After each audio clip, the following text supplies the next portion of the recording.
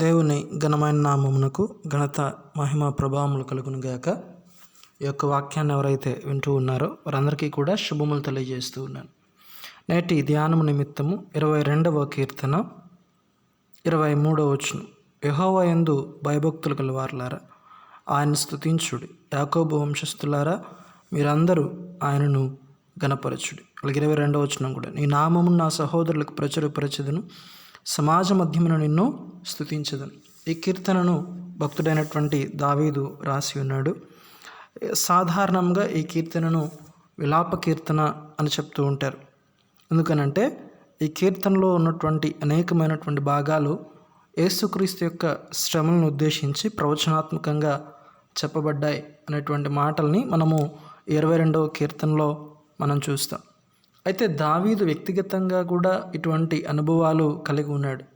వ్యక్తిగతంగా దావీదు ఏ అనుభవాలు గుండా వెళ్తూ ఉన్నాడో వాటిని ప్రస్తావిస్తూ ప్రవచనాత్మకంగా క్రీస్తుని గురించి కూడా ఈ కీర్తనను రాసినటువంటి సందర్భాన్ని మనం చూస్తూ ఉన్నాం. ఈ కీర్తనలో దావీదు యొక్క అనుభవాలను కనుక మనం గమనించినట్లయితే అతడు తృణీకరించబడినటువంటి వాడుగా ఉన్నాడు. 6వ వచనంలో, నేను నరుడను కాను, నేను పురుగును, నరుల చేత నిందించబడిన వాడును, ప్రజల చేత తృణీకరించబడినటువంటి వాడుగా ఉన్నాడు. అంతేకాకుండా అనారోగ్యముతో ఉన్నటువంటి వాడుగా ఉన్నాడు. 14వ వచనం, నా ఎముకలన్నీ స్థానము తప్పి ఉన్నవి, నా హృదయము నా అంతరంగమందు మైనం వలె కరిగి ఉన్నది, నా బలము ఎండిపోయి చిల్లపెంకు వలె ఆయును. ఇవి దావీదుకున్నటువంటి అనుభవాలు. అతడు ప్రజల చేత తృణీకరించబడినటువంటి వాడుగా ఉన్నాడు. అలాగే శరీరంలో ఏమాత్రం కూడా ఆరోగ్యం లేనటువంటి వాడుగా ఉన్నాడు. అయినప్పటికీ కూడా అతడు చెప్తున్నటువంటి మాట ఏమిటంటే 22వ వచనంలో, నీ నామమును నా సహోదరులకు ప్రచురపరచెదను, సమాజ మధ్యము నిన్ను స్తుతించదను. అన్నీ బాగున్నప్పుడు దేవుని స్తుతించడం పెద్ద గొప్పతనమేమి కాదు. కానీ ఏమీ బాగోలేనప్పుడు, ఇటువంటి ఇబ్బందికర పరిస్థితుల్లో కూడా దేవుని స్తుతించడం అనేటువంటిది ఏదైతే ఉందో అది దేవునికి ఇష్టమైనటువంటి కార్యం, అది గొప్ప విషయం. కాబట్టి దావీదు దేవుని స్తుతించడానికి తీర్మానం చేసుకుంటా ఉన్నాడు. అయితే ఎందుకు అతడు దేవుని స్తుతిస్తూ ఉన్నాడు అని అంటే 24వ వచనం, ఆయన బాధపడు అనే బాధను తృణీకరింపలేదు, దాన్ని చూచి ఆయన అసహ్యపడలేదు, అతనికి తన ముఖమును దాచలేదు.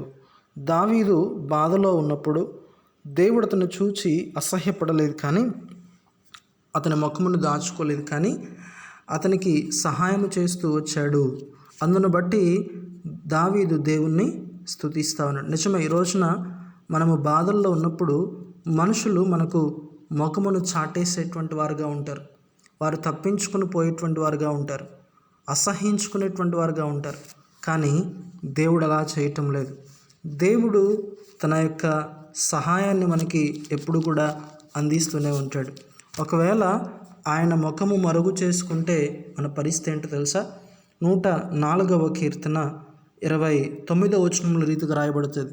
104వ కీర్తన 29వ వచనం, నీవు ముఖము మరుగు చేసుకునగా అవి కలతపడును, నువ్వు వాటి ఊపిరి తీసివేయినప్పుడు అవి ప్రాణంలో విడిచి మంటి పాలగును. దేవుడు తన ముఖాన్ని మరుగు చేసుకుంటే మనం కలత చెందుతాం, కానీ దేవుడు తన ముఖమును తప్పుకోకుండా లేక దాచుకోకుండా మనకు సహాయం చేస్తూ ఉన్నాడు. మనుషులైతే తప్పించుకుని వెళ్ళిపోతారు. యేసు ప్రభువుకు ఉదాహరణ చెప్పాడు.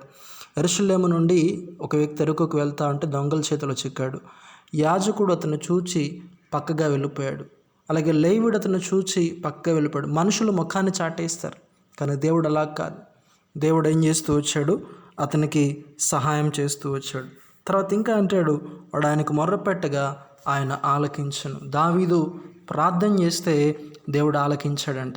వాస్తవానికి ఈ కీర్తన ప్రారంభంలో దావీదు అన్నాడు, నువ్వు నాకు ఉత్తరం ఇయ్యకున్నావు అన్నాడు. 2వ వచనంలో, నా దేవా పగలు నేను మొర్రపెట్టుచున్నాను, రాత్రి వేళ నేను మౌనంగా ఉండట్లేదు, అయినను నాకు ఉత్తరం ఇయ్యకున్నావు. దేవుడు జవాబు ఇవ్వకపోయినప్పటికీ కూడా మరలా ప్రార్థన చేస్తూ వచ్చాడు. దాని ఫలితంగా దేవుడు అతని ప్రార్థన ఆలకించినట్లుగా మనం చూస్తాం. స్నేహితులారా, ఈ రోజున మనము కూడా దేవుని స్తుతించుదామా? దావీదు వలె దేవుడు మన పట్ల అసహ్యపడకుండా మన ప్రార్థనలు ఆలకించి జవాబులు ఇస్తూ ఉన్నాడు. అందును బట్టి దావీదు వలె దేవుని స్తుతించుదాం. ప్రభువటి కృప మనకు దయచేయునుగాక. ఆమేన్.